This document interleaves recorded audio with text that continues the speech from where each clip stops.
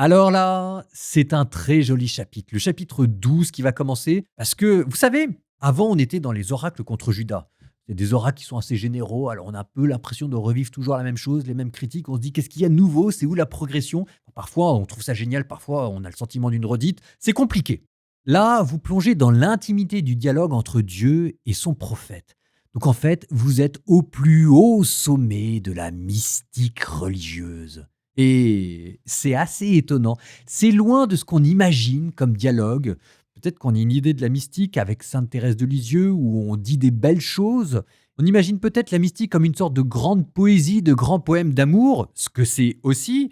Mais là, ça vous montre autre chose que simplement de la poésie dans la relation amoureuse qu'on peut avoir avec Dieu.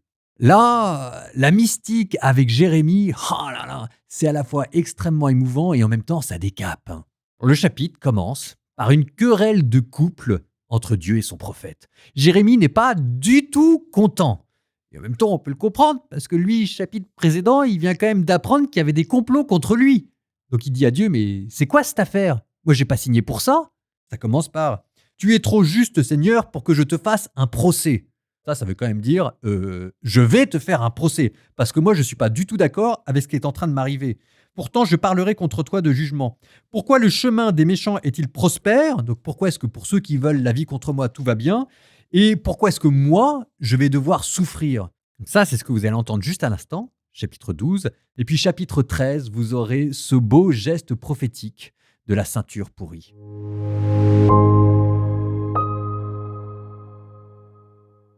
Tu es trop juste, Seigneur, pour que je te fasse un procès. Pourtant, je parlerai contre toi de jugement. Pourquoi le chemin des méchants est-il prospère? Pourquoi sont-ils paisibles, tous les traîtres?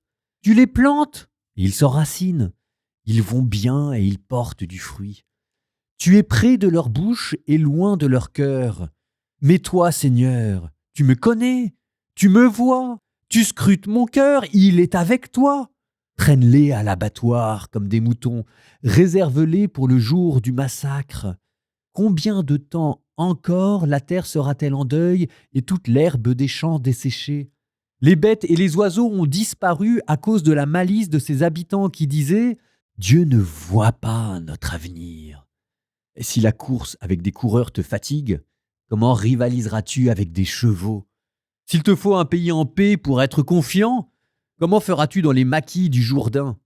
Oui, même tes frères et la maison de ton père, même eux te trahissent, même eux parlent sans retenue derrière toi. Ne les crois pas quand ils te diront de bonnes paroles. J'ai abandonné ma maison, délaissé mon héritage, livré ma bien-aimée à la poigne de ses ennemis. Mon héritage a été pour moi comme un lion dans la forêt. Contre moi, il a donné de la voix. Aussi l'ai-je détesté.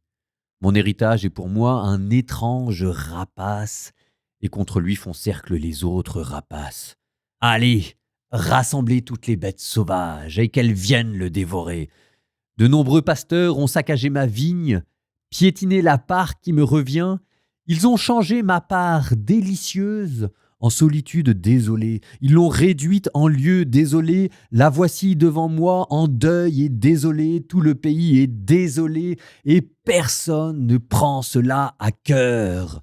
Sur toutes les hauteurs du désert s'avancent les dévastateurs. C'est l'épée du Seigneur qui dévore, d'une extrémité à l'autre de la terre, plus de paix pour aucun être de chair. Ils ont semé du blé, ils moissonnent des ronces. Ils se sont fatigués, ils n'en profitent pas. Ils sont confus de leur récolte à cause de l'ardente colère du Seigneur. Ainsi parle le Seigneur. Tous mes mauvais voisins qui ont touché à l'héritage dont j'ai fait hériter mon peuple Israël, je vais les arracher de leur sol. J'arracherai du milieu d'eux la maison de Juda, mais après les avoir arrachés, je reviendrai à ma tendresse pour eux, et je les ferai revenir, chacun dans son héritage, chacun dans son pays. Et s'ils apprennent bien les chemins de mon peuple, jurant par mon nom, le Seigneur est vivant, comme ils ont appris à mon peuple à jurer par le Dieu Baal, Alors ils seront établis au milieu de mon peuple. Mais s'ils n'écoutent pas, j'arracherai cette nation-là pour la faire périr. Oracle du Seigneur. Ainsi m'a parlé le Seigneur. Va, tu achèteras une ceinture de lin et tu la mettras sur tes reins. Évite de la tremper dans l'eau. Selon la parole du Seigneur, j'ai acheté une ceinture et je l'ai mise sur mes reins. De nouveau, la parole du Seigneur me fut adressée. Avec la ceinture que tu as achetée et que tu portes sur les reins, lève-toi, va jusqu'à l'Euphrate et là-bas, cache-la dans la fente d'un rocher. Je suis donc allé la cacher près de l'Euphrate, comme le Seigneur me l'avait ordonné. Longtemps après, le Seigneur m'a dit « Lève-toi, va jusqu'à l'Euphrate et reprends la ceinture que je t'avais ordonné de cacher là-bas. » Je suis donc allé jusqu'à l'Euphrate, j'ai creusé et j'ai repris la ceinture de l'endroit où je l'avais cachée.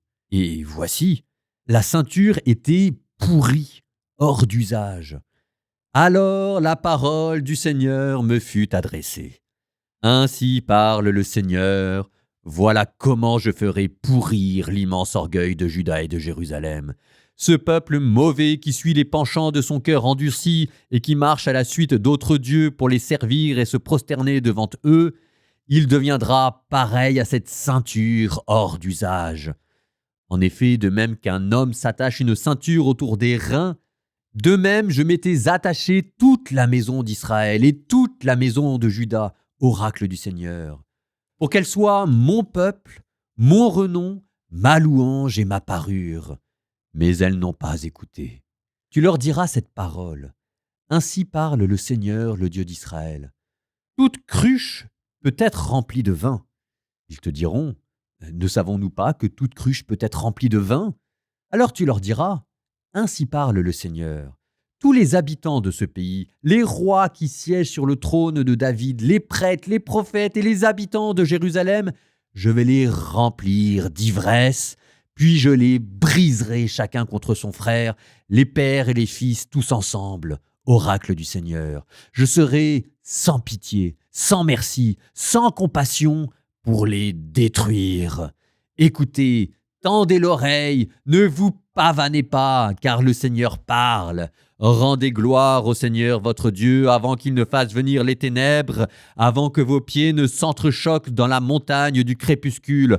Vous attendrez la lumière, il la changera en ombre de mort, la transformera en sombre nuée. Si vous n'écoutez pas, mon âme pleurera en secret sur votre orgueil. Mes yeux, tout en pleurs, ruisselleront de larmes, car le troupeau du Seigneur est emmené captif. Dis au roi et à la reine-mère, abaissez-vous jusqu'à terre, car elle est tombée de votre tête la couronne qui faisait votre splendeur. Les villes du Néguev sont fermées et personne qui les ouvre. Tout Juda a été déporté, entièrement déporté. Lève les yeux et vois ceux qui viennent du nord. Où est-il le troupeau qui te fut confié, les brebis de ta splendeur? Que diras-tu quand on t'imposera ce que tu avais instruit? Des disciples qui deviendront tes chefs?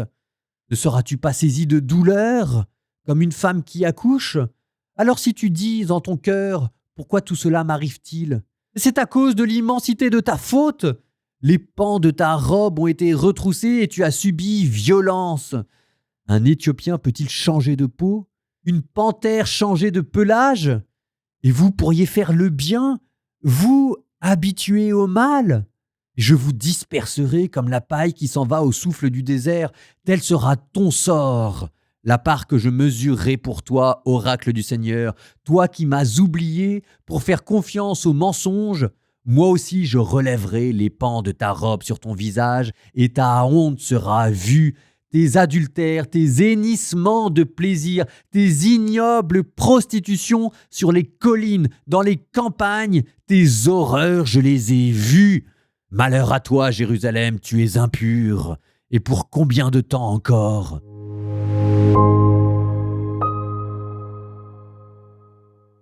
Je reprends les plaintes de Jérémie, début du chapitre 12. Pourquoi le chemin des méchants est-il prospère? Donc pourquoi est-ce que pour ceux qui veulent la vie contre moi, tout va bien? Et pourquoi est-ce que moi, je vais devoir souffrir? Donc là, c'est Jérémie qui dit à Dieu, moi je ne suis pas du tout d'accord pour me laisser faire. Je ne m'appelle pas Jésus, à être amené comme ça, comme un agneau à l'abattoir et à demander simplement pardon. Si jamais il faut râler, Dieu, tu vas m'entendre râler. C'est là que je vous disais que c'était pas encore le sommet de la révélation, mais en même temps, enfin voilà quoi, Jérémie c'est un homme. Qui se serait laissé faire? Personne. Et donc là, vous aviez Jérémie, le prophète, qui essayait d'armer Dieu, de l'énerver en lui disant, enfin voilà quoi, fais quelque chose, montre que c'est toi le chef, montre que c'est toi le Dieu des armées. Vous aviez cette très belle phrase.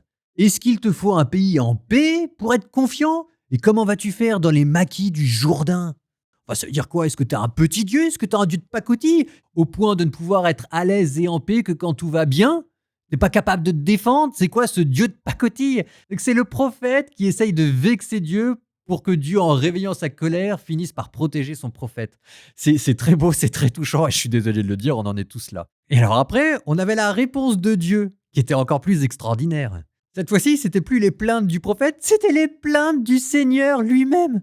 J'ai abandonné ma maison, j'ai délaissé mon héritage. Ah, mon héritage a été pour moi comme un lion dans la forêt. Enfin, tout le monde est au bout de sa vie, là. Le prophète est au bout de sa vie. Dieu est au bout de sa vie.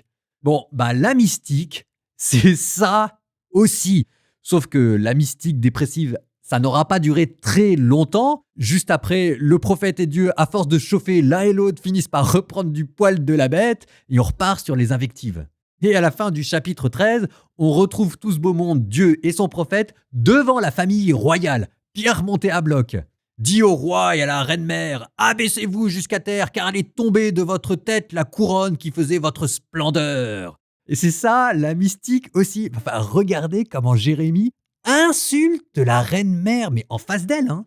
Verset 27, tes adultères, tes hennissements de plaisir, tes ignobles prostitutions, tout cela, je les ai vus. Malheur à toi, Jérusalem, tu es impur, mais pour combien de temps encore? Ça veut dire, vos jours sont comptés, hein. Dieu va tous vous tuer. Là, on termine carrément par une malédiction, quoi.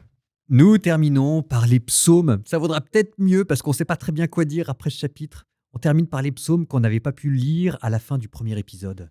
Psaume 119. Dans ma détresse, j'ai crié vers le Seigneur, et lui m'a répondu. Seigneur, délivre-moi de la langue perfide, de la bouche qui ment. Que t'infliger aux langues perfides, et qu'ajouter encore? La flèche meurtrière du guerrier et la braise du genet. Malheur à moi, je dois vivre en exil et camper dans un désert. Trop longtemps j'ai vécu parmi ces gens qui haïssent la paix. Je ne veux que la paix. Mais quand je parle, ils cherchent la guerre.